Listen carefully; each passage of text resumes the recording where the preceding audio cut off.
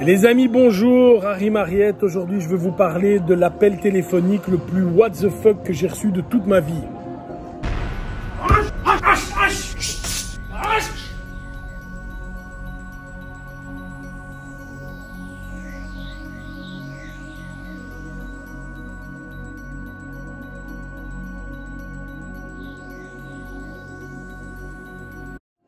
Voilà, donc, comme vous le savez, je suis le responsable en Belgique de tout ce qui est IKM Krav Maga et je suis le responsable dans le monde de tout ce qui est organisation logistique pour le Krav Maga IKM.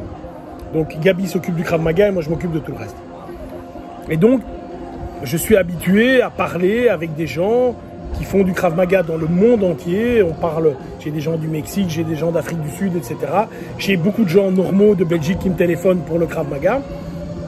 Et j'ai la chance, vu mon parcours, d'avoir été 28 fois en Israël. Je me suis entraîné avec les gens de l'armée là-bas. Tous les gens qui font du Krav Maga chez Gabi et qui sont des adultes ont tous, je dis bien tous, été entraîneurs de Krav Maga à Tsahal. Il y a, je pense par exemple à Lior Meyer maintenant, qui est expert 2 IKM et qui est l'entraîneur des entraîneurs de la police israélienne en Israël. Donc voilà. Donc simplement pour dire que j'ai une certaine connexion avec ces gens. Gabi, je l'ai au téléphone 2 fois par semaine. C'est vraiment comme mon frère, c'est vraiment mon grand ami, je le connais depuis 20 ans. Donc voilà, je vous pose le scénario. Je reçois un appel d'un gars visiblement israélien qui me téléphone et qui me dit au téléphone, voilà, je voudrais parler avec Gabi Noah. Très bien, je lui dis ben non, c'est mon numéro de téléphone, donc Gabi Noah est en Israël, machin. Ah, il dit est-ce qu'il y a moyen de le joindre? Et je dis il y a sans doute moyen, il me parle en français le gars, je dis il y a sans doute moyen de le joindre, mais vous me téléphonez pourquoi? Ah ben voilà, il dit je cherche un club pour une fille de 6 ans, un club de Krav Maga pour une fille de 6 ans. Ah, j'ai dit super, on peut vous aider, machin. Oui mais avant ça, je veux être certain qu'on pratique le Krav Maga israélien. Je dis monsieur, voilà, donc je lui explique un petit peu, tous nos instructeurs sont diplômés de Wingate, Gabi vient ici fréquemment, enfin je lui fais un peu le truc, le synopsis que, bien que c'est sur le site, voilà, on est aujourd'hui je pense la plus grande fédération en Belgique, donc si tu connais un peu le Krav Maga, et voilà, il y a quelques noms, et je ne veux pas être dénigrant par rapport aux autres fédérations, mais tu as quelques noms qui sortent du lot, voilà, et Gabi Noah, Eyal Yanilov, ces gens-là, Avi Moyal, ces gens-là en font partie. Richard Douillet pour les Français, ces gens-là en font partie. Ce sont les grands maîtres israéliens que tout le monde connaît. Et je pense que si tu connais le Krav Maga, tu connais ces gens-là. Et le gars me dit, oui, mais je veux être sûr que ces gens s'entraînent. Alors il me dit, et vous avez passé vos diplômes où? Alors ça commence déjà un petit peu à m'ennuyer parce que le gars est en train de sous-entendre que si j'ai pas passé mes diplômes en Israël, je suis une brêle. Bon, il se trouve que moi j'ai passé expert 1, 3, 4, 5 en Israël. Le 2, je l'ai passé en Corse, mais toujours avec des amis israéliens, machin. Donc il se trouve que, sans le vouloir même, et c'est pas parce que Gabi t'interroge en Belgique ou t'interroge en Israël ou t'interroge en Italie ou en Afrique du Sud que ton diplôme est mieux ou moins bon, c'est stupide bien sûr. Mais je lui réponds, je dis voilà, j'étais en Israël et tout. Et il me dit mais vous êtes israélien? Et je dis non, je ne suis pas juif. Ah, donc je voyais bien que c'était un problème le fait que j'étais pas juif. Et il me dit ah oui, ça c'est un peu dommage. Il me dit parce que est-ce que vous avez des instructeurs israéliens dans votre groupe? Je dis oui, j'en ai. Et est-ce que je pourrais leur parler? Mais je dis monsieur, mais je ne les ai pas à côté de moi d'abord. Et ensuite, qu'est-ce que ça change qu'ils soient israéliens ou pas? Il ne faut pas être japonais pour apprendre le karaté. Donc, il me dit oui, mais ça vient de là-bas, machin et tout. Je dis monsieur, écoutez, voilà, ça commençait, vous l'avez compris, sérieusement à me gonfler. Donc, monsieur, écoutez, moi, mes instructeurs et moi-même, pas seulement moi, on s'entraîne 4 fois 3 jours au grand minimum par an avec Gabi. Certains, dont moi, font en plus 2 semaines de stage par an en Israël ou ailleurs. Je rappelle que tout ça, c'était la discussion pour entraîner une fille de 6 ans. Donc, qui va apprendre à chuter, qui va apprendre à ce que quand on lui donne une gifle, elle défend. Enfin, finalement, les basiques du Krav Maga. Alors maintenant, la cerise sur le gâteau, il dit oui, parce que moi, Je fais du Krav Maga depuis 20 ans. J'ai été instructeur de Krav Maga militaire chez Tzahal.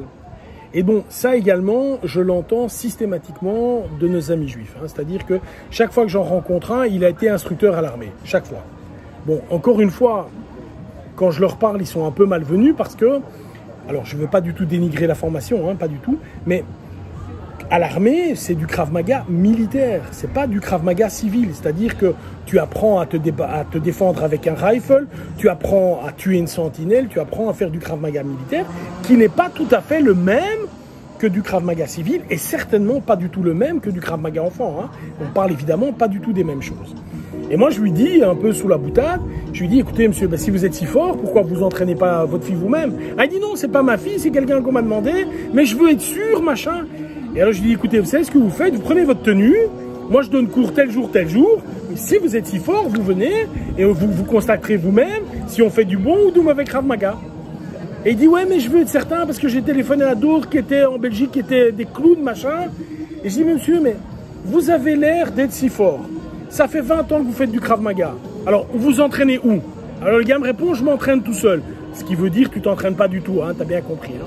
Et donc, en bref, je lui dis, écoutez, monsieur, arrêtez de me raconter des couillonnades. Si vous voulez vous entraîner, vous venez. Si la gamine veut s'entraîner, elle vient. Sinon, vous passez votre chemin. Le gars a compris, il a raccroché. Il y a...